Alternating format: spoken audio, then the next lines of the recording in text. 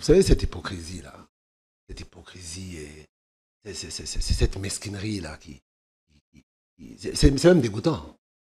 Vous parlez du MLC et de beaucoup d'autres, la FDCA, qui a apporté mon un soutien beau-frère, clair. Que je salue en passant une fois de plus, qui a apporté un soutien clair. Tous ceux qui ont apporté un soutien clair à l'honorable Boji Sangara ont cité son nom dans les communiqués.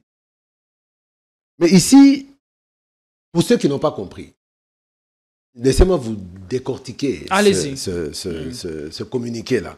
Et quand je vous le dis, croyez-moi, comme disent les Chinois, croyez-le. Moi, j'ai vécu avec eux, je les connais. Et je connais. Vous connaissez les méthodes. Des méthodes. Déjà. Qu'est-ce qui vous enquiquine dans ces communiqués? Il dit qu'il a pris acte de la désignation du candidat au poste de président de l'Assemblée nationale. C'est dans le premier paragraphe. Premier paragraphe. Il a pris acte. Vous avez dit qu'il a soutenu, encouragé. Non, je vous ai dit c'est faux. Il a juste pris acte.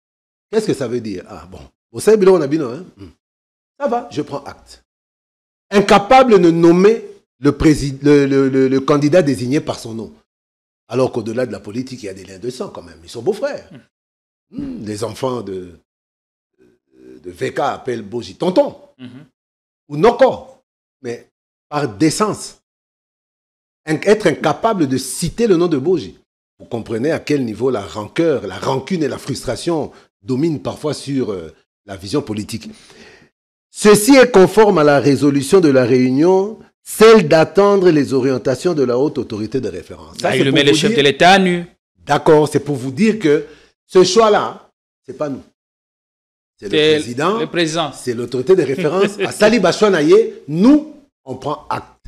Et chose grave, suite à ça, par ailleurs, l'UNC et les regroupements politiques AA-UNC et AVK 2018 appellent ses élus, cadres, militants et sympathisants à resserrer les rangs et à rester engagés autour des idéaux de paix et de sécurité à l'est de la République, du social et de la reconstruction de notre pays, la République démocratique du Congo. C'est-à-dire que... Est-ce que ça devait se conclure de cette manière? Non, mais je vous explique.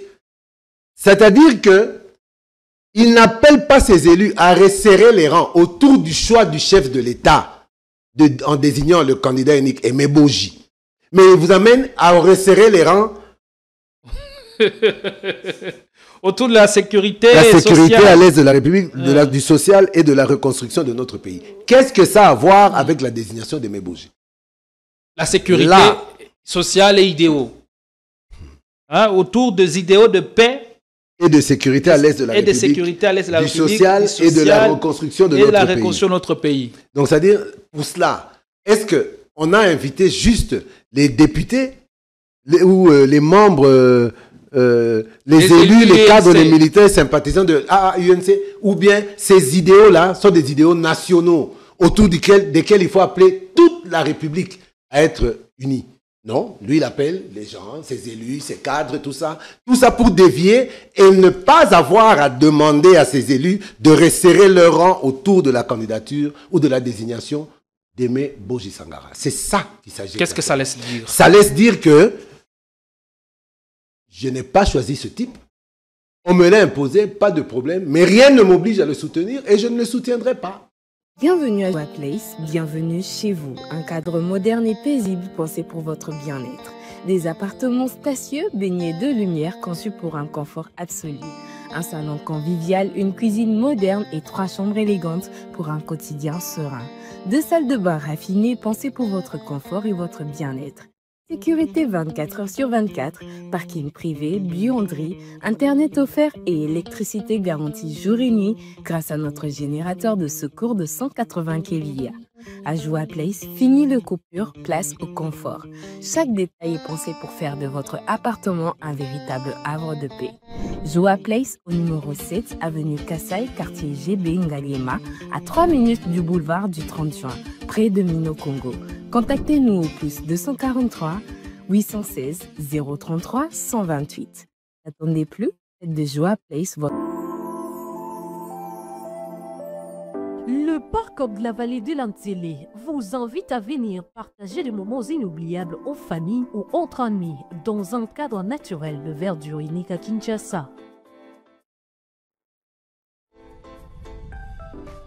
Notre safari vous permettra de vous sentir en vacances et de découvrir nos lions, crocodiles, antilopes, buffles, éléphants, hippopotames et bien d'autres animaux dans le milieu sauvage et naturel. Nos cuisiniers seront heureux de vous servir une variété de plats savoureux dans notre restaurant au bord de la rivière Ntélé. Le parc de la vallée de l'Antélé possède une panoplie d'activités sportives et ludiques au cap aventure et loisirs pour votre détente. Kayak, pédalo, tyrolienne, cyclotourisme, piscine et vol du faucon, la plus longue zipline d'Afrique. Le parc de la vallée de l'Antélé met également à votre disposition de logements de haut standing avec un confort 5 étoiles. Le parc de la vallée de l'Antélé est ouvert du mercredi au dimanche de 7h30 à 17h.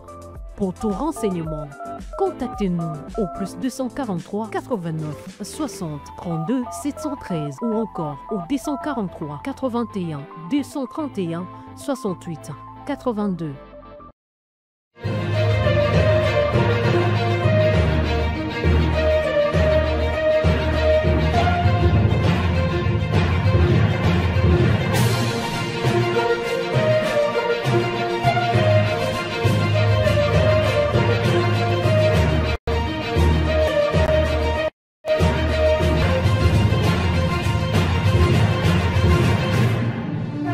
Mal nommer les choses, c'est ajouter au malheur du monde, disait avec beaucoup de pertinence l'écrivain et philosophe Albert Camus.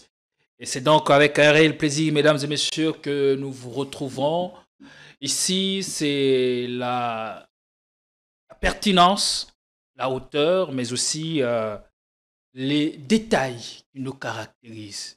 Et sans langue de bois, et sans concession, nous allons dérouler les menus du jour et on parlera certainement de la situation au niveau de la chambre basse du Parlement depuis quelques jours déjà. Le nom du prochain président de l'Assemblée nationale a émergé et le choix au sein de la large coalition Union Sacrée a été opéré sur Aimé Boji Sangara qui venait tout juste de réintégrer l'Assemblée nationale après avoir démissionné de son poste de ministre au gouvernement suminois.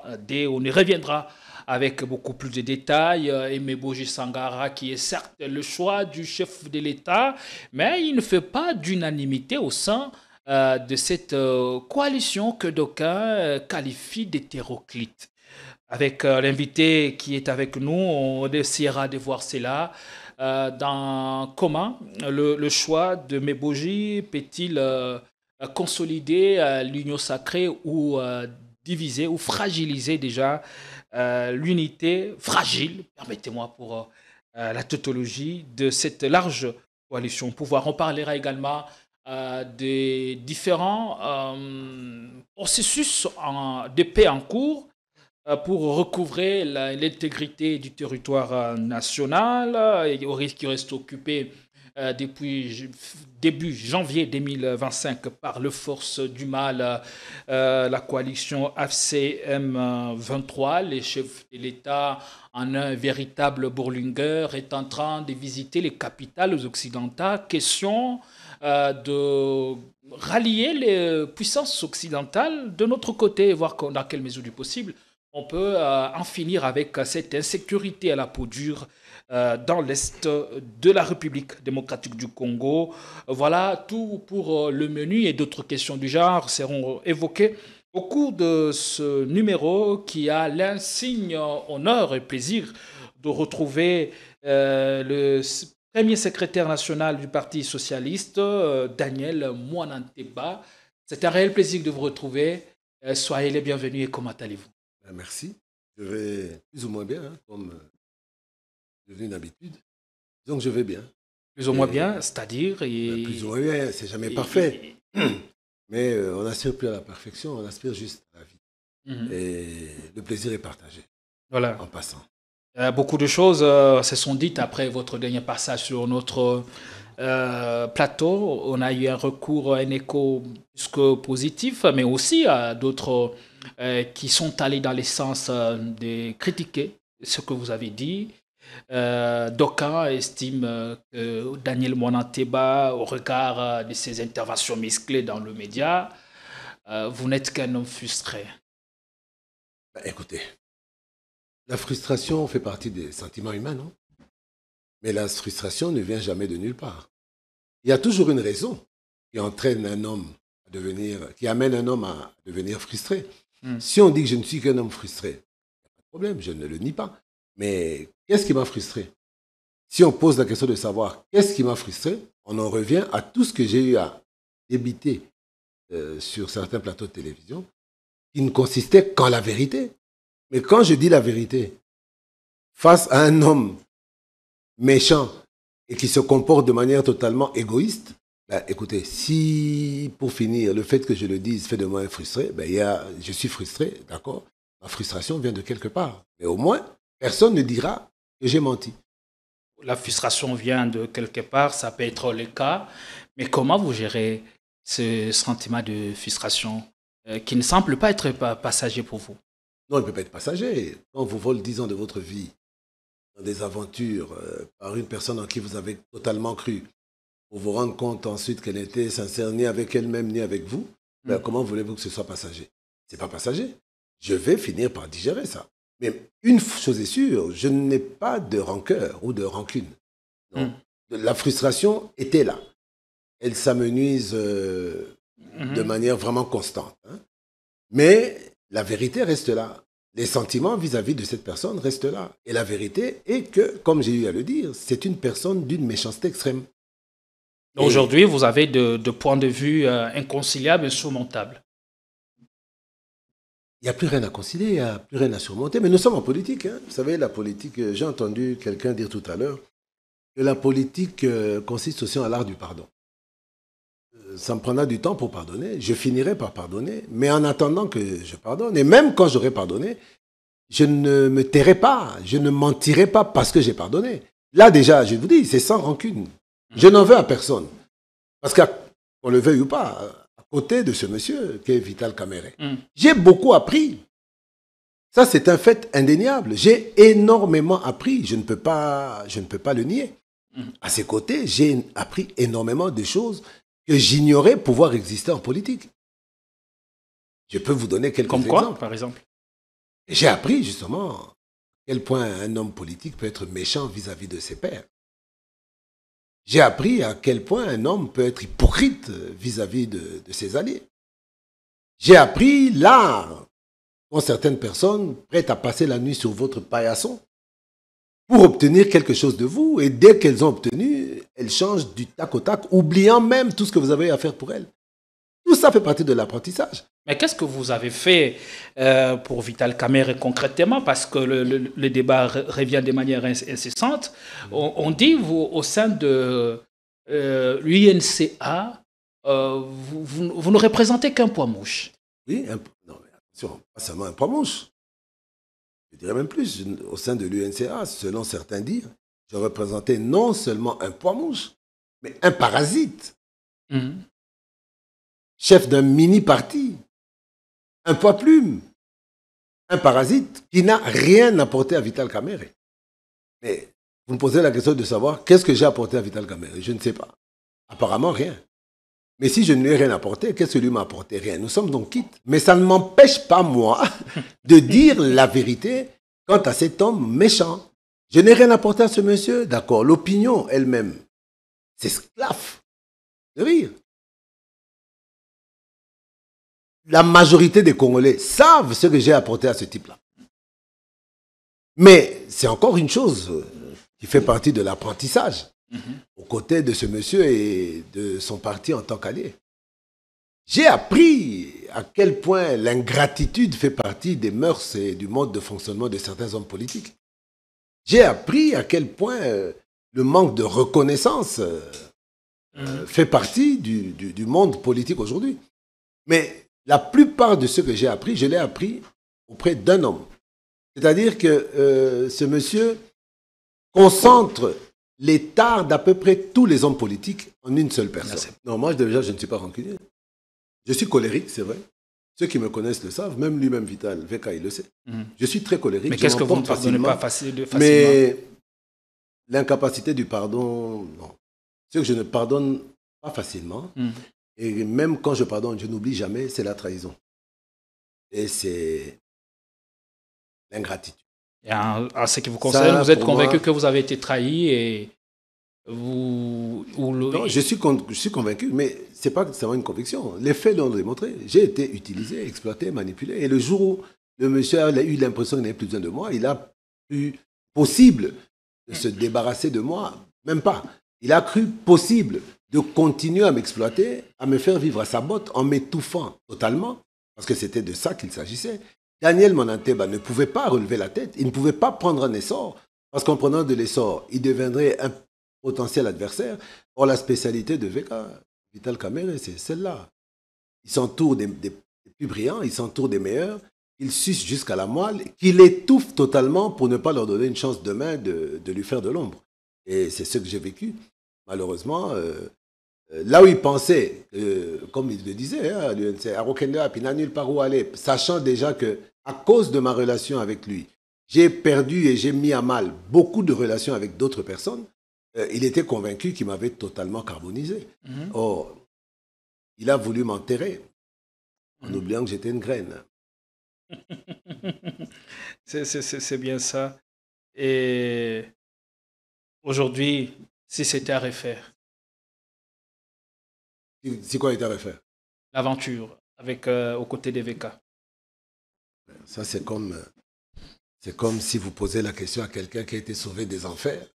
Que si c'était à refaire, au lieu d'aller au paradis, est-ce que vous prendrez encore le risque de rentrer en enfer? C'est le genre de question que vous me posez. Si c'était à refaire, mais plus jamais. Plus jamais. Et plus jamais.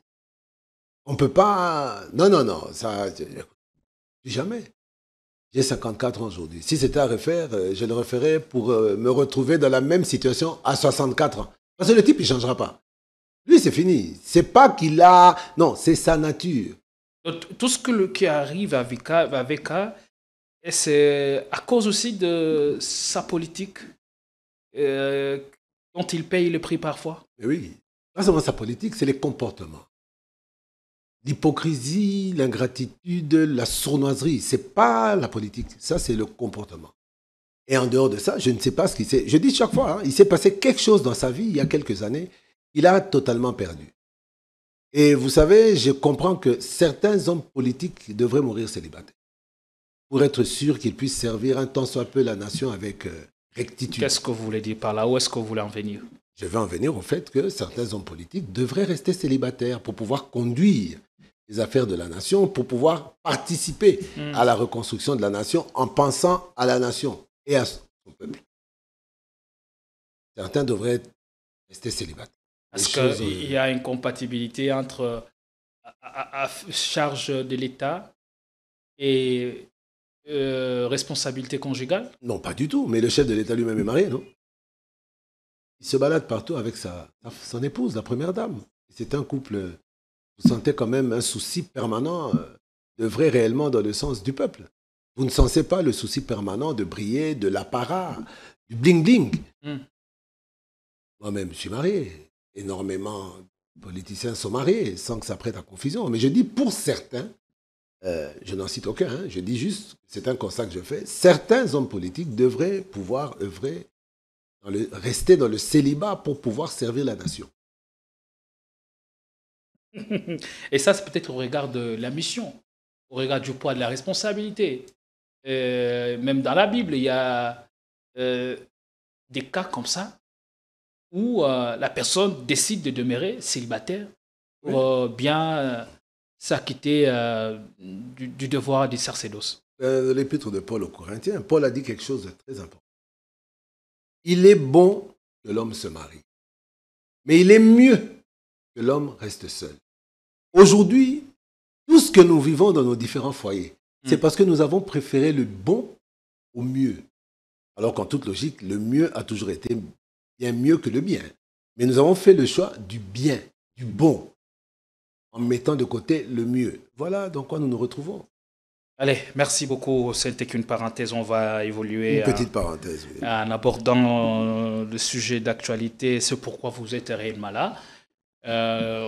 On parle de la procédure de tractation au niveau de l'Assemblée nationale en vue de celui qui devra succéder à Vital Kamerhe après sa démission. Un nom émerge, c'est celui d'Aimé Boji Sangara, qui a été porté par la haute autorité des références de l'Union sacrée, mais ce choix ne semble pas visiblement faire l'unanimité au sein de cette coalition que d'aucuns qualifient d'hétéroclite. Question directe, Daniel Monanteba, le choix d'Aimé Boji au perchoir de l'Assemblée nationale s'affirme de plus en plus. Quelle chance a-t-il concrètement pour succéder à Kamerhe et occuper ces postes de président de l'Assemblée nationale? Eh bien, vous dites que Aimé Boji ne fait pas l'unanimité. Mais ça ne devrait pas être une inquiétude pour nous. Aucun homme politique ne fait l'unanimité. Même le président de la République n'a pas été élu avec 100% de voix. Dès le moment que c'était à 73, donc il y avait 27% de la population qui n'a pas porté son choix sur Félix Antoine Tshisekedi. Donc, c'est-à-dire qu'il n'a pas fait l'unanimité. Aucun homme politique ne fait l'unanimité. Jésus-Christ lui-même, dans sa mission, n'a pas fait l'unanimité. La preuve, il s'est retrouvé cloué sur 2 planches. Personne dans ce monde n'a jamais fait l'unanimité. Même Dieu lui-même ne fait pas l'unanimité, parce que si Dieu faisait l'unanimité, il n'y aurait pas de païens, il n'y aurait pas d'athées. Des athées, c'est-à-dire des gens qui ne croient pas en Dieu. C'est-à-dire que rien ne peut faire l'unanimité. Donc ça ne m'inquiète pas. Aimé Boji ne fait pas l'unanimité, c'est vrai, parce que déjà, n'oublions pas que la candidature d'Aimé Boji et le choix d'Aimé Boji comme candidat unique de l'Union sacrée a éteint certaines ambitions. Il y avait d'autres personnes qui se voyaient déjà au perchoir de l'Assemblée nationale. Et dès que le choix a été porté sur Aimé Boji, automatiquement, ces personnes-là voient leur rêve détruit et elles ne pourraient pas en être contentes. Certaines seront hypocrites en disant « oui, nous acceptons la décision du chef » parce qu'elles n'ont pas d'autre choix. Mais celles qui seront le moins à même d'être hypocrites chercheront quand même à être des petits grains de sable dans l'engrenage. Mais vous savez, ça fait plus d'1 mois que je passe sur votre plateau. Vous m'avez posé la question une fois de savoir quel serait le meilleur candidat. Je vous avais dit. À mes yeux, le meilleur d'entre eux, c'est Aimé Boji. Aujourd'hui, je suis très heureux que le choix se porte sur lui. Donc, quelque part, et comme d'habitude, j'avais encore raison.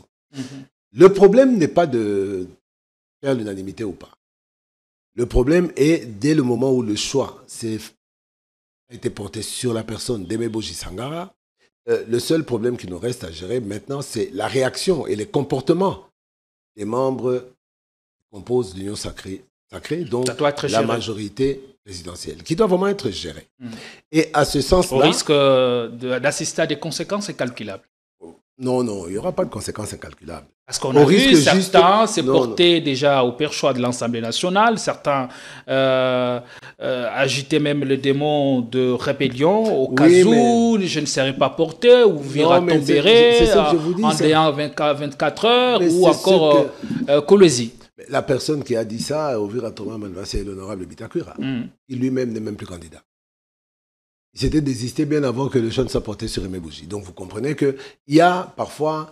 Alors il a dit ça pour amuser la galerie? Pas pour amuser la galerie. Ou c'était réellement une ambition qu'il affichait? Non, il affichait une ambition, c'est vrai. Mais il a affiché de manière pompeuse, avec des propos dithyrambiques parfois, avec des propos extrêmement extrémistes. Il voulait capter l'attention sur lui. Et le simple fait qu'on en parle, vous comprenez qu'il est parvenu à capter notre attention. Chacun a sa manière de communiquer. Mais très souvent en politique, vous savez, la bouche ne parle pas toujours le langage du cœur. Encore une chose que j'ai compris aux côtés de Vital Kamerhe. La bouche ne parle pas toujours le langage du cœur. Il n'y aura aucune conséquence incalculable. Aimé Boji, c'est le choix du chef, c'est mon choix également. bien avant même que le chef ne le confirme, mais c'était mon choix, parce que je considère qu'actuellement, au nom de la géopolitique, au nom de la justice sociale, au nom de la paix des âmes de nos frères de l'Est qui sont aujourd'hui dans une situation, dans une prison à ciel ouvert. Boji est le candidat idéal. C'est le candidat idéal. Ça, c'est mon point de vue. C'est tout ça qui plaide en sa faveur. Il y a énormément, mais je ne vais pas parler quand même de sa tempérance, je ne vais pas parler de son sens du rassemblement. Boji, c'est un rassembleur. Beaucoup ne le connaissent pas. Moi, je n'ai pas connu Boji par la politique. Le Momi Sangar et mon père, ceux qui le savent, le savent. Il y a des enfants Sangar à qui aujourd'hui sont... Avec qui nous avons vécu en Belgique. Je ne citerai pas son nom, hein, Kaka Eric, parce qu'il n'aime pas qu'on le cite dans ce genre de ça. Hein, Kaka Eric Sangar, ça c'est ma famille. Est-ce que Boji ne tient pas ça de son mentor Vital Kamere? Non, mais... Que d'aucuns considèrent comme le pacificateur jusqu'au bout. Oui, mais le pacificateur jusqu'au bout, il l'est devenu après. Mais lorsque parlait de Boji, le fils d'un Moami, un fils Sangara, avoir comme mentor Kamere, même au Sud Kivu, c'est inconcevable. Avoir peut-être comme c'est Kamere qui l'introduit en politique, c'est Kamere qui les met sur le feu des projecteurs. Le premier mentor de Boji, c'est le Moami. Comme moi, mon premier mentor, mais de façon pratique, active, face-to-face, c'est aux côtés de Kamere qu'il apprend toutes ces techniques-là d'engagement politique. Mais dans ce cas-là, si c'est Kamere qui lui a tout appris, qu'est-ce qui fait que Boji est ce qu'il est aujourd'hui? Parce que s'il devait copier son mentor, il serait dans la même trempe. Je vous dis ici, Boji n'est pas hypocrite. Boji est objectif. Boji a l'amour du prochain. Boji, c'est un rassembleur. Boji, c'est un pacificateur également. Boji, c'est quelqu'un que vous aurez du mal à détester. C'est quelqu'un de vrai. Il n'est pas faux. Vous dites objectif. Objectif. Face au projet de changement de constitution, quelle carte devra-t-il jouer? Comment vous le voyez jouer sa partition pour ou contre? Oui, mais déjà, moi, je ne comprends pas. Cette carte de changement de la Constitution, on essaye de l'agiter comme un épouvantail, comme si Boji ne venait là que parce que c'est sérieux et c'est sur table. Nous devons, sur ce plateau, nous interroger la mission qui sera la sienne au perchoir de l'Assemblée nationale. La mission qui sera la sienne au perchoir de l'Assemblée nationale sera celle de conduire les débats au niveau du Parlement, sera celle d'encadrer les honorables députés dans la présentation des lois, la défense des lois. La mission qui sera la sienne sera surtout celle d'exercer un véritable contrôle sur le gouvernement de la République, l'institution gouvernement, afin que le gouvernement et ses composants aillent vraiment dans le sens de travailler réellement dans le bien des populations. Nous n'oublions pas, une des missions principales d'Aimé Boji Sangara à la tête du Parlement sera aussi celle de veiller à ce que le gouvernement attribue réellement les moyens à la CENI pour que celle-ci se prépare pour les prochains scrutins qui pourraient intervenir en 2030 ou en 2031. C'est ça la véritable mission d'Aimé Boji. Si les gens veulent limiter... Au-delà de ces objectifs, parlons de la politique politicienne, parlons de coulisses. N'aurait-il pas une émission à exécuter à la tête de l'Assemblée nationale? Déjà, là, vous parlez de politique politicienne. Moi, je ne fais pas de politique politicienne. Je fais de la politique tout court, dans l'intérêt de ma population, dans l'intérêt de mon pays. Quand vous parlez de politique politicienne, en coulisses, les petits coups bas, c'est Daniel Manateba que vous avez en face de vous, pas Vital Kamere. Moi, je ne peux pas vous répondre à ça. Parce que je ne fais pas de politique politicienne, je ne fais pas de politique en coulisses, je ne suis pas l'homme des coups bas et des petits coups. Et la politique que je fais, c'est celle-là. Malheureusement, la politique rime parfois avec ça. Et il faut s'y préparer. Oui, mais c'est parmi les choses que j'ai apprises, mais que j'ai refusé, moi, d'appliquer. cette politique politicienne, Mais comment cette ça tendance à des coups bas. Mais je vous le dis. Est-il possible de moraliser ou encore l'espace politique ou que la politique soit menée avec la morale, et avec éthique? Absolument. Absolument. Si j'étais un homme sans morale, sans éthique, j'aurais quitté Camer il y a plus de 5 ans, ou 6 ans, ou 7 ans même. Qu'est-ce que vous avez retenu? Mon sens de l'éthique, mon sens de la morale, mon sens de la loyauté, qui m'a plombé, qui m'a tué. Ce sens de la loyauté que j'appliquais vis-à-vis de quelqu'un qui n'avait quand vous vous en rendez compte, c'est un peu peut-être plus tard. Plus tard, oui, mais je me dis, bon, vaut mieux tard que jamais. Vaut mieux tard que jamais. Les quelques années qui me restent à vivre, je les vivrai au moins libéré de ce joug-là, libéré de cette tenaille dans laquelle je m'étais retrouvé. Pour en revenir à ce changement à cette question sur le changement de la Constitution, changement de la Constitution qui serait en fait le cheval de bataille d'Aimé Boji, une fois arrivé, parce qu'il va y arriver, hein, une fois élu par ses pairs présidents de l'Assemblée nationale. Mais je crois qu'on doit pouvoir se dire la vérité. Comme je le disais, tout le monde sait que cette Constitution doit être changée. Je vais vous faire un petit parallèle entre le changement de la Constitution et les événements que nous vivons à Goma depuis la conférence de Paris. Le chef de l'État, dans sa bonne foi légendaire, se rend à Paris à l'invitation d'Emmanuel Macron. Premier constat, Kagame ne vient pas, Museveni ne vient pas. Mais c'est de bonne guerre. Ça aurait été difficile pour eux de venir et se voir totalement exposés à la vindicte de la communauté internationale. Mais en fin de compte, le sommet de Paris lève des fonds. Il s'élève à plus ou moins 1 milliard, 1,5 milliard d'euros. Presque 1 milliard 650, 1 milliard 700 000 dollars. Pour tous les pays de la région du Grand Lac. Pour tous les pays de la région du Grand Lac, mais en grande partie pour l'Est de la République démocratique du Congo. Il y a aussi, en dehors de la région des Grands Lacs, je crois qu'il y a une partie qui devrait aussi aller au Soudan pour que l'on reste juste. Mais que voit-on? Cette aide humanitaire devrait être acheminée via l'aéroport de Goma. Le président de la République, chef de l'État, donne son autorisation. N'y voit aucun mal. Pourquoi? Parce qu'il ne s'agit pas d'une aide militaire. Il ne s'agit pas d'une aide logistique pour les besoins de l'armée ou quoi. Il s'agit d'une aide humanitaire. Le président de la République, premier citoyen de ce pays, dans le souci permanent qu'il anime du bien-être de ses populations, n'avait pas d'autre choix que d'autoriser la réouverture de l'aéroport de Goma, mais que cette réouverture soit inscrite dans l'accueil de l'aide humanitaire et sa distribution aux couches de la population qui en ont le plus besoin. Mais vous verrez qu'à l'annonce par la France de l'acheminement de l'aide humanitaire via l'aéroport de Goma qui sera réouvert, qui est le premier à réagir? Le ministre rwandais des Affaires étrangères. Certains naïfs ont pris le temps de s'exciter, de s'agiter, alors que moi, je n'ai vu que la logique de tout ce qui se fait déjà, bien avant. Nous savons, nous le clamons partout et depuis tout le temps, que c'est le Rwanda qui est derrière le M23 et l'AFC. Le vrai chef de cette pseudo-rébellion, de ces terroristes, c'est le Rwanda.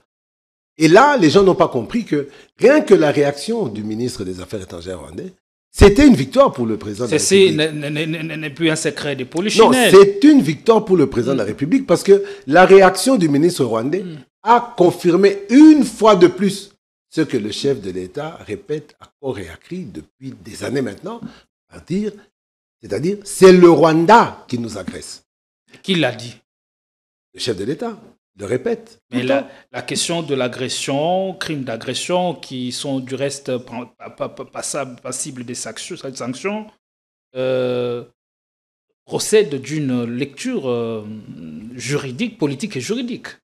Oui. Et il faut qu'il y ait un jugement définitif pour établir les responsabilités. Alors, le Rwanda dit qu'il fait ça pour sa sécurité, pour des raisons de légitime défense. Oui, mais bon, C'est que la RDC a concédé en allant pour parler de Washington. non, là, vous m'entraînez encore dans tout à fait autre chose que je pourrais démolir comme argumentaire en moins de 20 minutes. Mais le problème, c'est que je vais privilégier le temps de parole. Ok. Déjà, mais je vais quand même préciser, on n'a pas besoin d'un jugement définitif quand il s'agit du droit international. Il suffit du constat par les organismes compétents des Nations Unies. Et ces organismes compétents existent et ont eu déjà à faire des rapports sur la présence des troupes rwandaises en République démocratique du Congo.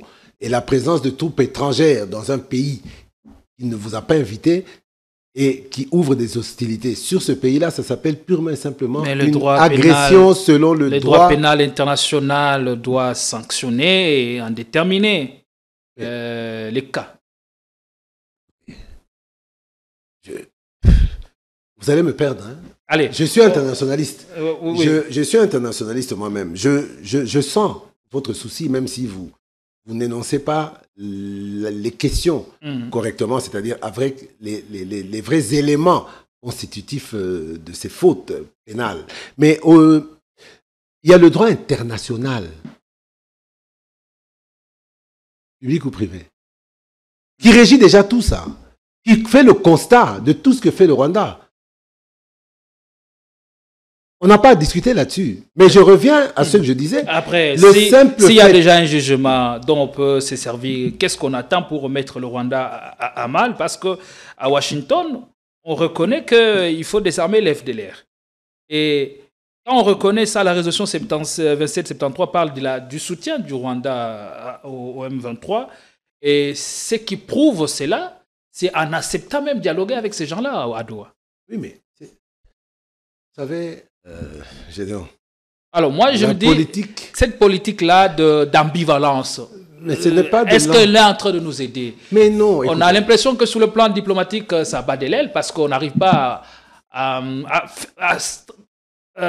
affiner ou peaufiner nos stratégies. Écoutez, Gédéon, si vous m'avez invité pour que vous et moi sombrions dans l'hypocrisie ambiante et dans l'inconscience ou l'inconstance qui caractérise la communauté internationale, trop peu pour moi. La vérité, vous la dites, vous la connaissez, je la connais. Non, je ne veux pas que nous puissions sombrer, mais je veux que nous puissions admettre ce que Kinshasa fait, qui donne peut-être un chèque à blanc à tous ces gens-là. Je vais vous demander de me laisser parler pendant 1 minute. Allez-y. Sans m'interrompre. Et je vous en accorderai 20 au besoin. Allez-y. Je disais donc que l'ambivalence, la sournoiserie et l'ambiguïté dans le chef de la communauté internationale ne sont pas des faits nouveaux. Vous savez, en politique, c'est toujours la raison du plus fort qui est la mère. En politique, il n'y a pas de sentiment. Le droit international existe, c'est vrai. Mais qui a la charge de le faire appliquer? Ce sont ces mêmes puissances qui soutiennent le Rwanda, lequel le Rwanda exploite nos richesses, il extrait et expédie à ces grandes puissances sous le label Made in Rwanda. Qu'est-ce qu'il faut qu'on vous dise de plus? Nous devons être forts, nous-mêmes, et nous devons nous débarrasser de cela nous-mêmes. Mais ça passe par le fait aussi que dans chaque pas que nous faisons, nous prenons la communauté internationale. À chaque étape, le chef de l'État prend la communauté internationale à témoin. Ce n'est pas de la faiblesse. Croyez-moi, ce n'est pas de la faiblesse. Prendre la communauté internationale à témoin, attendre aussi l'aide qui vient de cette même communauté internationale qui est à la base de malheur dans l'Est. D'accord, mais attendre l'aide de cette communauté internationale, c'est quelque chose d'extrêmement légitime. Il ne faut pas penser que c'est de l'aumône qu'on nous fait. La RDC est membre de l'Organisation des Nations Unies. Et en tant que membre, vous savez que chaque pays cotise et verse sa propre part chaque année dans les caisses des Nations Unies pour son fonctionnement. Donc quand la RDC attend que les Nations Unies interviennent en sa faveur ou qu'elle intervienne dans les problèmes qui la concernent, c'est tout à fait légitime. Mais on n'attendra pas qu'elle fasse tout à notre place. Ils ne feront pas tout à notre place. Quand vous dites tout à notre place, ils ne vont pas venir faire des bébés à nos femmes. Ils ne vont pas venir gérer le gouvernement. On n'attend pas d'eux qu'ils fassent tout à notre place. On attend d'eux le fait qu'ils prennent leurs responsabilités et qu'on rende l'ascenseur à la RDC. C'est tout. Laissez-moi revenir à ce que je disais par rapport à la situation. Vous voyez, le Rwanda intervient. Et puis ensuite, il y a la FCM 23, après avoir entendu leur maître se cabrer. Qu'on a une Nanga eux qui a aussi réagi. se cabrent, qu'on a une Nanga réagi, patati patata. Mais vous savez, qu'est-ce qui permet au Rwanda et au M23 de refuser la réouverture de l'aéroport de Goma? C'est notre propre constitution. Vous le savez? Dans son article, combien? J'ai oublié l'article. C'est très facile de m'en remettre. J'ai oublié l'article. Mais c'est un article qui dit que l'État congolais exerce la souveraineté sur les zones dont il a le contrôle. Vous avez déjà entendu parler de cet article-là? Je vais le retrouver. L'État exerce sa souveraineté sur les zones dont il a le contrôle. Est-ce que l'État a le contrôle de Goma et de Bukavu? Donc, selon cette constitution, c'est équivaudrait à dire que l'État ne peut pas exercer la souveraineté sur Goma et Bukavu. Selon la constitution. Mais c'est bien normal. Mais non. Non, parce que là, en fait, c'est la part belle qui est faite aux rebelles. Là, en fait, c'est justement la matérialisation de la balkanisation. Mais la souveraineté découle ou relève du pouvoir et vous déployez. Non, mais... À ce moment précis, disons-nous la vérité, quel est le pouvoir que nous avons sur ces territoires-là? Parce qu'eux ont l'armée, nous n'avons presque rien. Oui, mais est-ce que c'est à la Constitution de dire, c'est-à-dire que l'État exerce sa souveraineté sur les zones qui sont sous son contrôle? C'est la Constitution qui peut dire ça? La Constitution, en fait, vous dit quoi? Chaque fois que vous ne contrôlerez pas une zone, vous n'exercerez pas la souveraineté. Est-ce que cette constitution nous empêche de déloger les rebelles et de récupérer tous ces territoires qui nous ont échappé? Mais on est en train de parler de deux choses. Deux choses l'une. Vous me parlez du changement de la constitution. Oui, je reste sur cette même constitution. D'accord. Elle ne nous empêche pas de récupérer les territoires. Je vais vous répondre. Je dis, par rapport à cet article-là, vous-même serez d'accord qu'on change la constitution, oui ou non? Et l'opposition et le pouvoir, actuellement, nous sommes d'accord qu'on change la constitution. Mais dire que ce n'est pas la constitution qui nous empêche de récupérer les zones sous notre contrôle, c'est tout à fait vrai. Ce n'est pas la constitution, mais ce sont les traîtres à la nation. Et j'en reviens à une question que je suppose vous allez me poser, que vous vous attendiez à me poser. Laissez-moi anticiper.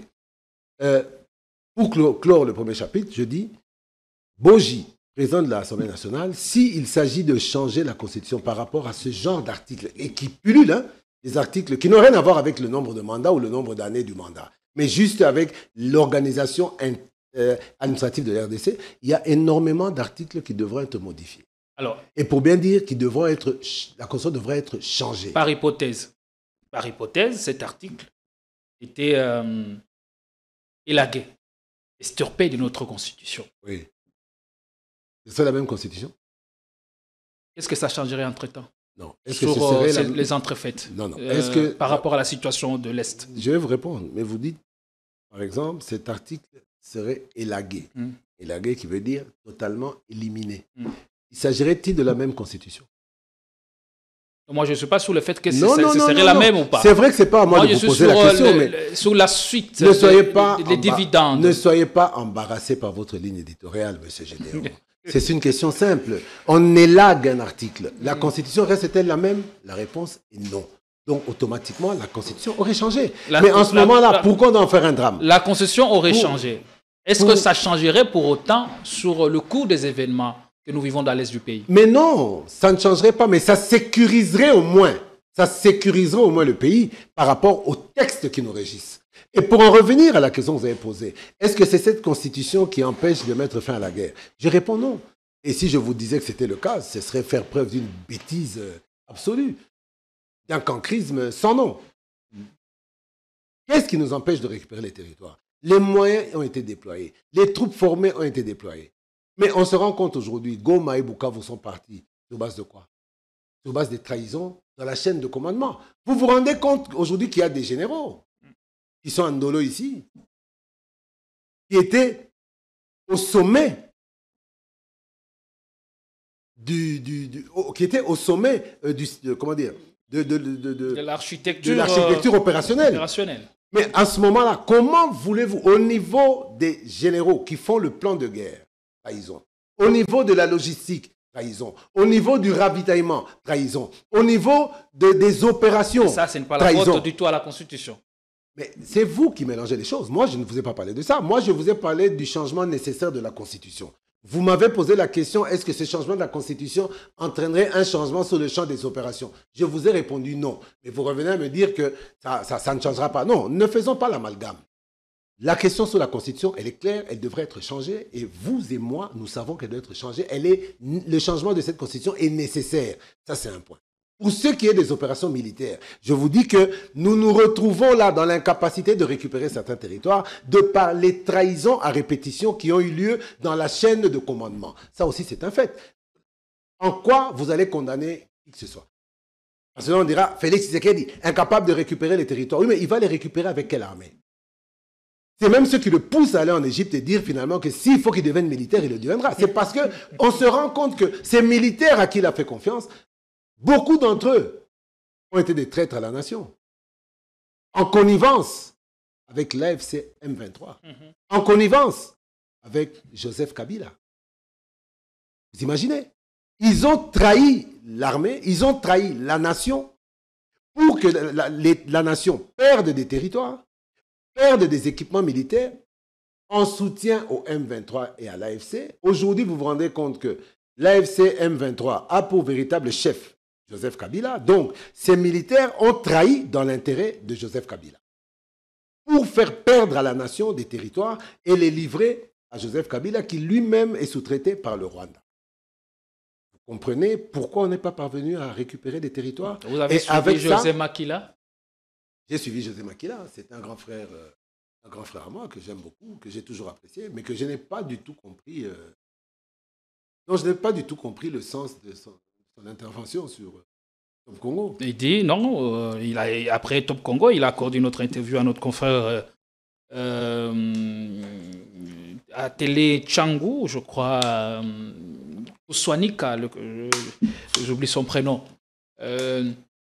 Fabien Kouswanika. Il dit que Kabila est arrivé à Goma et à Bukavu, non pas pour sympathiser avec les nouveaux occupants.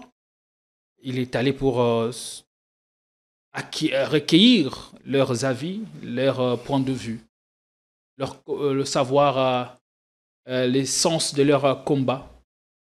Et il leur a conseillé de ne plus faire tomber d'autres territoires et villes. Et après, aucune grande ville n'est plus tombée après le passage de Kabila. Maintenant, je peux vous répondre? Allez-y. Vous dites, il est allé pas appuyer le M23, mais le visiter.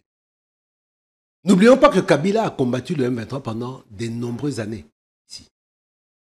Jusqu'au point de nous dire que le M23 avait été défait. Vous savez, cette défaite totale du M23 sous Kabila a entraîné combien de morts dans les rangs du M23? Mais il serait réactivé sous fait, tu sais qu'elle dit les M23. Là, Monsieur Gédéon, franchement, là, je ne comprends plus. Ce besoin que vous recherchez à tout prix, dès qu'on attrape Kabila en mauvaise posture, vous devez juste revenir. Non, je suis factuel, parce qu'ils ont été reçus ici. Non, mais là, vous m'avez posé. Quel était le sens de leur arrivée ici à Kinshasa pendant 14 mois, aux frais de l'État? D'accord. Je suis d'accord avec vous. Est-ce que c'est le fait que l'M23 fait 14 mois ici qui a entraîné Kabila à Goma et à Bukavu en soutien à M23? Non, il est parti leur demander de se retirer, par contre, et même de plus conquérir d'autres villes. Non, mais attendez, est-ce que vous vous rendez compte de ce que vous... Mais le simple fait que vous disiez ça, ça confirme ce que je dis. Kabila est le véritable chef du M23. Le M23, quand il a commencé sa lutte armée, c'était pour arriver à Kinshasa. Depuis le mois d'avril ou je ne sais quoi. Ils avaient l'objectif Kinshasa, le Katanga et consorts.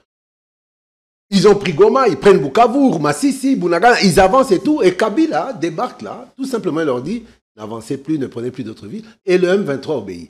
Qui a la capacité de faire obéir au M23 quant à la non-progression de ses troupes, à part son véritable chef. Kabila n'est pas n'importe qui, c'est un ancien chef de l'État. Oui, mais non, un ancien chef de l'État qui a endeuillé le M23, qui a tué des militaires du M23, qui a combattu le M23 en tant que président de la République, qui nous disait que le M23 était des forces négatives.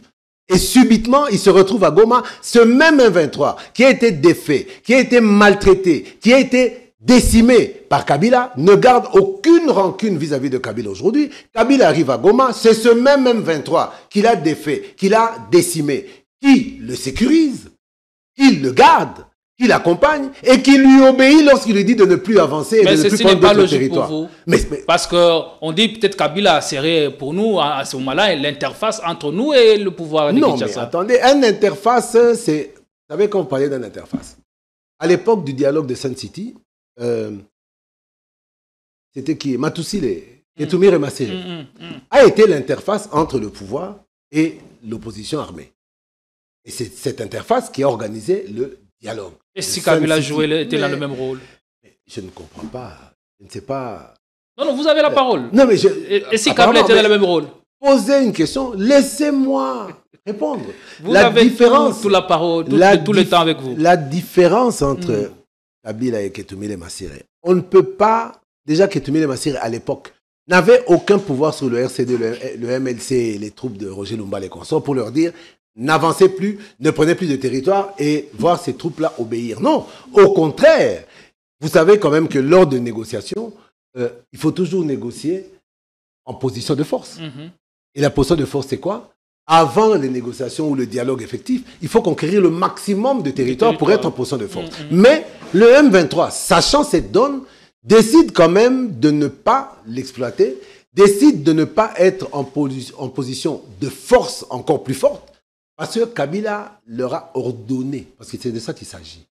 Mais dites-moi, lorsque des généraux ici trahissent l'armée, trahissent la République, pour fournir des armes au M23, pour faire tomber des villes, des cités en faveur du M23, lequel M23 chapeauté aujourd'hui par Kabila. Et vos propos, je pense que l'opinion est témoin, elle a tout à fait compris que c'est lui le véritable chef du M23.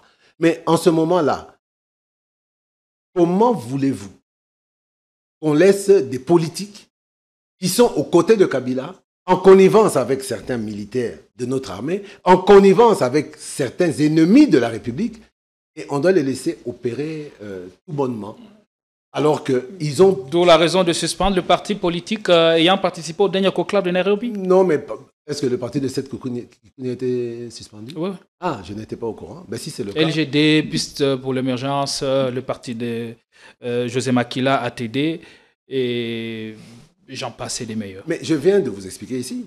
Vous-même m'avez mis de l'eau à mon moulin par rapport à l'influence réelle de Joseph Kabila sur le M23. Lorsque, avec tout ça, on se rend compte que les personnes qui ont participé à ce dialogue-là de Nairobi autour de Kabila sont des personnes qui se sont retrouvées autour du véritable chef militaire du M23. En participant à ce vous avez forum-là... une résolution. Cette attendez, résolution ne parle pas de ça. Quelle résolution? Les résolutions qui ont été formulées à l'issue de ce Nairobi. Et vous pensez quoi? Que ces résolutions auraient pu dire oui, effectivement, nous nous réunissons ici pour soutenir Kabila pour le besoin de la consommation. Mais non, c'est le besoin de la consommation, c'est tout. Si vous parlez de ça, alors ne me dites quand même pas que vous croyez à toutes les résolutions de la communauté internationale. Quand il y a des massacres, quand il y a des pillages, quand il y a des territoires qui tombent et qui est toujours là, nous nous insurgeons. Nous condamnons avec la plus grande fermeté. Ces condamnations ont déjà changé quoi? Ça, c'est pour la consommation populaire. Si vous tombez, vous aussi, brillant journaliste que vous êtes, et aujourd'hui intervenant même politique avec une dextérité qui me surprend moi-même, mais si vous-même vous devez tomber dans ce piège-là et avec une telle naïveté, je serais vraiment déçu. Mais je sais que vous ne pouvez pas. Vous êtes trop intelligent pour ça. Je répète que c'est tout à fait normal que ces gens se soient retrouvés autour du véritable chef militaire du M23. Ça équivaut à dire qu'en se retrouvant autour de Joseph Kabila, ils ont fait eux-mêmes ont mis une croix sur le combat politique. Ils sont allés rejoindre un chef militaire, un chef de bande, et le pire, le rejoindre, Faire ensemble une déclaration commune équivaut à dire qu'ils se sont mis d'accord certains dans participants leur nous ont but armé. parlé de dessous des cartes, ici même sur ce plateau. Ils nous ont avoué, mais sur le cœur, que l'option militaire a été soulevée par certains participants, mais qui a été recalé par Joseph Kabila. Il leur a demandé de continuer à se battre et à reconquérir, vouloir revenir au pouvoir par des voies démocratiques. Oui, mais vous ne faites que me confirmer ce que je dis. Certains ont même soulevé le point de l'option militaire. Certains, c'est-à-dire parmi les personnes qui avaient rejoint Joseph Kabila. C'est-à-dire que même si Joseph Kabila les a recalés, elles, dans leur mental, ces personnes-là qui ont quitté Kinshasa pour aller le rejoindre là-bas, dans leur mental, elles étaient déjà dans l'option militaire. Mais quand quelqu'un se lance déjà dans l'option militaire, même si cette option était recalée par Kabila, c'est-à-dire qu'elle cesse de se battre avec l'option politique. D'où l'interdiction de fonctionnement de ces partis politiques. Qu'est-ce qu'il y a de difficile à comprendre? Je n'en suis pas heureux parce que je me dis qu'on doit pouvoir laisser tout le monde s'exprimer. Parce que la démocratie prend un coup désormais et puis on risque d'assister à une crise politique désormais. Oui, mais la démocratie, c'est une chose. Mais la démocratie ne dit pas libertinage. Liberté n'équivaut pas à libertinage. Il ne faut pas que la démocratie puisse, par sa seule appellation, justifier des coups d'État, justifier des guerres. Aujourd'hui, laisser Kabila aussi et le PPRD, tout ça, fonctionner au nom de la démocratie, c'est-à-dire qu'en allant en Nairobi, en boutiquant des plans contre la République, ils peuvent aussi soulever leur droit d'expression, leur droit d'action politique, mais là, c'est plus de la politique. Là, ça devient des attaques militaires, ça devient une complicité dans une agression par un pays voisin. Et à ce titre-là, il est de bon temps que l'État se manifeste, que le ministère de l'Intérieur se manifeste. Par quelle voie? D'abord, en interdisant à ces partis de fonctionner, de fonctionner tout simplement, parce qu'aujourd'hui, beaucoup de partis, dans leur fonctionnement, sont devenus des chevaux de Troie à Kinshasa. On ne sait plus ce qui se passe dans ces partis. Quand un chef de parti est prêt à aller composer avec l'autorité morale du M23, véritable chef militaire du M23, parce qu'il est capable d'interdire au M23 toute marche en avant ou en arrière, Joseph Kabila, mais automatiquement, on doit pouvoir se méfier de ces gens-là. Ils sont à Kinshasa, leurs partis. Sont-ils vraiment des véritables partis politiques ou sont-ils devenus des instruments qui permettent de noyauter les différentes couches de la population pour l'intoxiquer afin de l'amener à un soulèvement? Beaucoup de questions se posent. Et on ne peut pas nous reprocher aujourd'hui au président de la République ou au ministre de l'Intérieur d'être clairvoyant et de prévenir au lieu de guérir. Allez, merci beaucoup. On va chuter. Merci beaucoup. On va rapidement prendre le calendrier au niveau de l'Assemblée n'est pas encore publié. Et il y a aussi le groupe tombeur de Vital Kamerhe qui voudrait aussi avoir voix au chapitre. Comment, à gérer les ambitions exprimées par les uns et les autres au sein de l'union sacrée et Meboji, malgré les faits qu'il est contesté par certains de ses pairs, il y a le MLC, l'UDPS et même l'UNC de Kamerhe qui apporte un soutien à Meboji Sangara en date du 31 octobre. Kamerhe a déclaré Orbi et Orbi que ceci est conforme à la résolution de la réunion de la direction politique nationale de l'UNC du 18 octobre 2025, celle d'atteindre les orientations de la haute autorité de référence.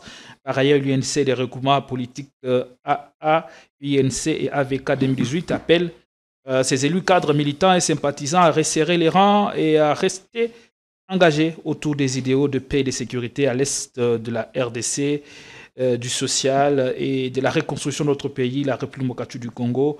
Et Dieu bénisse la RDC et son peuple.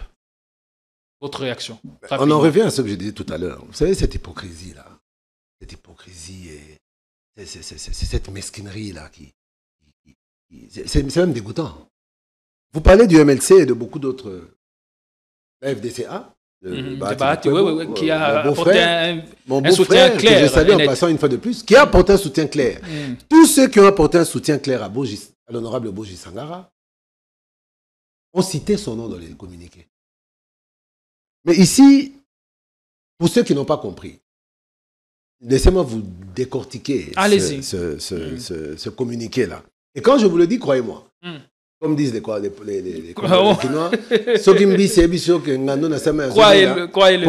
moi j'ai vécu avec eux, je les connais. Et je connais. Vous connaissez les méthodes. Des méthodes. Déjà. Qu'est-ce qui vous enquiquine dans ces communiqués? Il dit qu'il a pris acte de la désignation du candidat au poste de président de l'Assemblée nationale. Ça, c'est dans le premier paragraphe. Premier paragraphe. Il a pris acte. Vous avez dit qu'il a soutenu, encouragé. Non, je vous ai dit c'est faux. Il a juste pris acte. Qu'est-ce que ça veut dire? Ah bon. Vous savez, Bilo, on a bien, hein? Ça va, je prends acte. Incapable de nommer le candidat désigné par son nom. Alors qu'au-delà de la politique, il y a des liens de sang quand même. Ils sont beaux-frères. Les enfants de VK appellent Boji tonton. Ou Noko. Mais par décence. Être incapable de citer le nom de Boji. Vous comprenez à quel niveau la rancœur, la rancune et la frustration dominent parfois sur la vision politique. Ceci est conforme à la résolution de la réunion, celle d'attendre les orientations de la haute autorité de référence. Ça, il met le chef de l'État à nu. D'accord, c'est pour vous dire que ce choix-là, c'est pas nous. C'est le président. C'est l'autorité de référence. À Sali Bachouanaye, nous, on prend acte.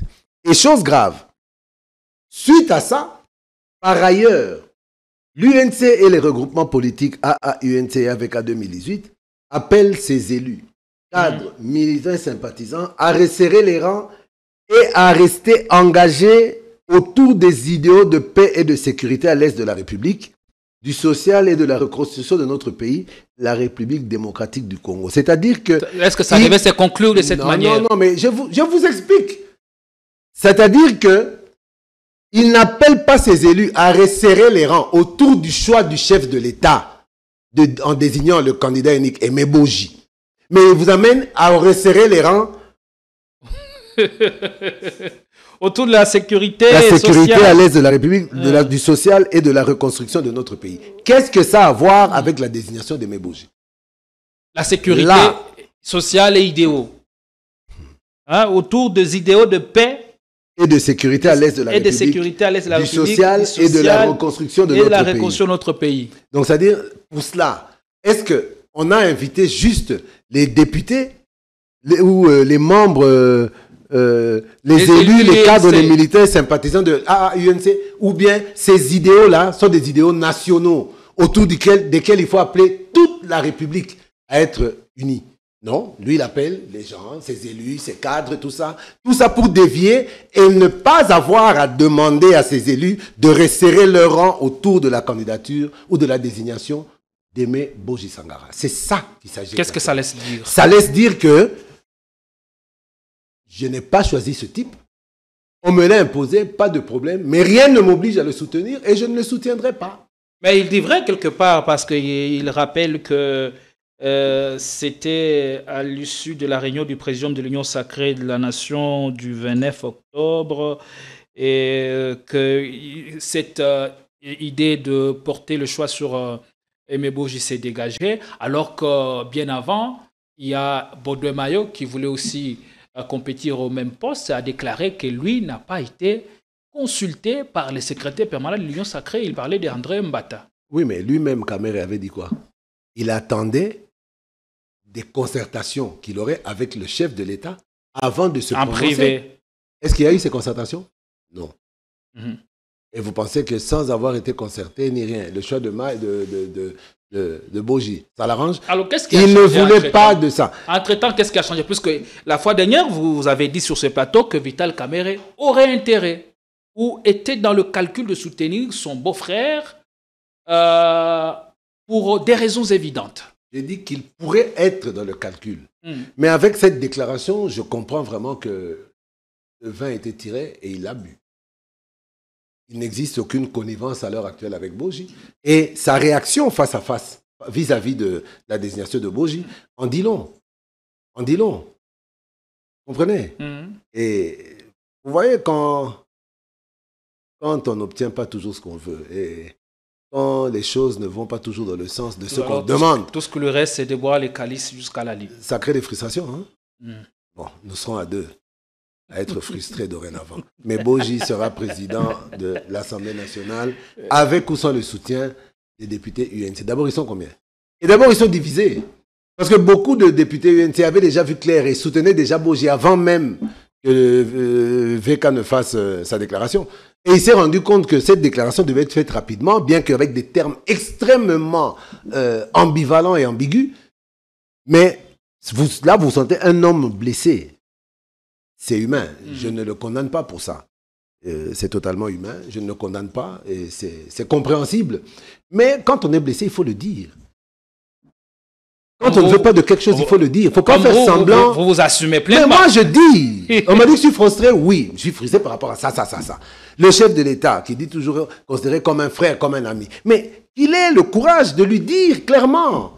C'est l'hypocrisie là dont moi je ne veux pas. De quoi a-t-il peur? Mais. Vous m'avez pris au dépourvu. Cette question m'a fait transpirer. De quoi a-t-il peur? Ben, je ne sais pas. Il faut lui poser la question. Mais il doit être vrai. Il doit être vrai. Ces 2 ans de prison, il ne les a jamais oubliés. Ces injures, ces colibés, des gens de l'UDPS, des gens qui... il n'a jamais oublié. Il fait semblant. Mais à la longue, ça va le ronger, il va exploser. Il faut qu'il parle, qu'il dise la vérité, qu'il dise clairement les choses. Au lieu de pondre ce genre de communiqué, pour moi qui frise même la bassesse, il fallait me s'abstenir. Parce que ce communiqué, pour les âmes, pour les grands esprits, lorsqu'on lit entre les lignes, on comprend c'est extrêmement grave. C'est extrêmement grave. Il n'est plus avec le chef de l'État, ce monsieur. Il n'est plus avec le chef. C'est son droit, hein. Ça peut être son choix, mais qu'il assume, et qu'il dise la vérité. C'est tout ce que je demande. Jusqu'où ira l'Union sacrée, on attend le calendrier et voir comment les élections seront organisées. Mais Boji part avec toute la faveur de pronostic pour l'emporter. Mais cette fois-ci, on n'aura plus des primaires. On a l'impression que tous les primaires ont été organisés au temps de Kamere, tout simplement parce qu'on ne voulait pas d'élu à la tête de la Chambre basse du Parlement en 30 secondes. Et si vous le savez, disons, et qu'il le savait aussi, mais s'il savait qu'on ne voulait pas de lui, pourquoi il acceptait de participer à ces primaires-là? Non, il ne s'agitait pas de ça. Il s'agitait d'un acte démocratique pour permettre de gérer les ambitions de chacun. N'oublions pas qu'on venait de sortir des élections. Le président avait gagné les élections, mais il fallait qu'il resserre les rangs autour de son union sacrée. Et il y avait des poids lourds qui ont manifesté leur ambition, comme Bahati, Mbosso, Kodapwanga. Vous allez dire à Bahati, non, tais tes ambitions, Mbosso, tais tes ambitions, non. Comme il y avait 3 gros poids lourds. C'est dit, bon, allez-y. Mais aujourd'hui, l'union sacrée a déjà resserré ses rangs. La preuve, quand le chef de l'État a désigné Boji, vous avez vu l'élan de discipline qui est en train d'être appliqué. En ce moment-là, il fallait ces primaires-là pour démontrer que c'était libre à chacun. Mais aujourd'hui, les primaires ne s'imposent plus. Le chef de l'État, et j'entends beaucoup dire, le chef de l'État à New York, il avait dit qu'il n'était pas au courant, c'est les députés qui avaient fait ceci, cela. Mais effectivement, il n'était pas au courant. Parce qu'il a laissé les députés être libres de faire ce qu'ils voulaient de leur chambre. Mais dans le cas d'espèce, ce n'est pas qu'ils se mêlent de cela. Ce sont les mêmes députés au sein de l'Union sacrée qui lui demandent de trancher. Et Kamere le dit bien dans son communiqué. Ce rôle arbitral est déclaré dans les textes qui régissent l'Union sacrée. Pour cette fois-ci, dans le cas de Boji, c'est l'Union sacrée à travers ses organes et son présidium qui a demandé au président d'arbitrer. Parce qu'il ne voulait pas avoir encore à perdre du temps avec des primaires et ceci, cela, et être incapable de gérer les ambitions. Lorsqu'on demande au chef de l'État d'arbitrer, mais il intervient, il arbitre. Or, l'Assemblée nationale...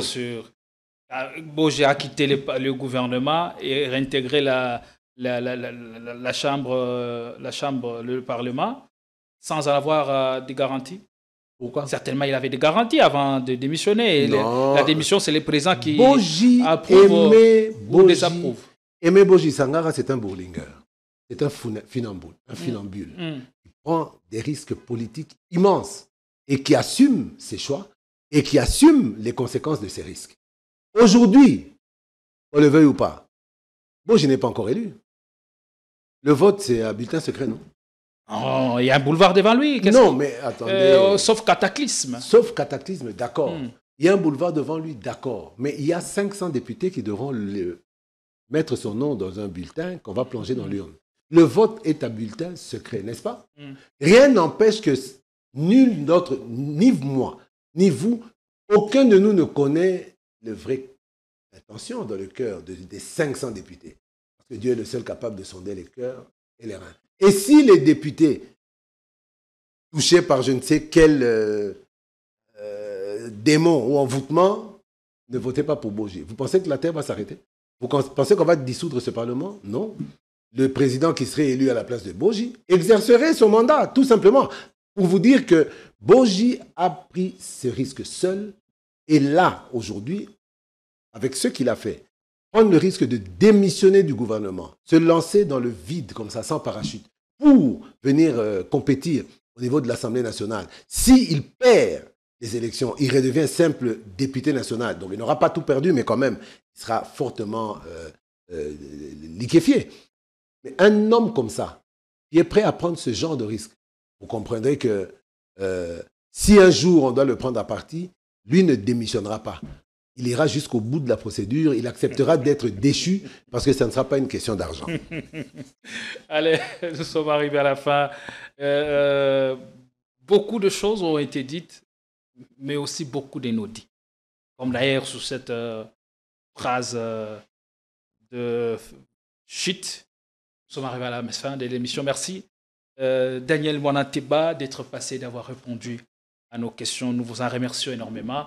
Merci aussi à vous tous qui nous avez regardés de partout. Merci. Consommez l'émission avec délectation, commentez, aimez, partagez. C'est ainsi que vous nous donnez la force à pouvoir continuer. Quant à moi, je vous retrouve un peu plus prochainement avec la même dose de plaisir et je pense que je vais retrouver aussi dans 1 ou 2 semaines encore Daniel Mwanateba pour une émission beaucoup plus élaborée sur la situation générale de notre pays. Bonsoir mesdames, bonsoir messieurs.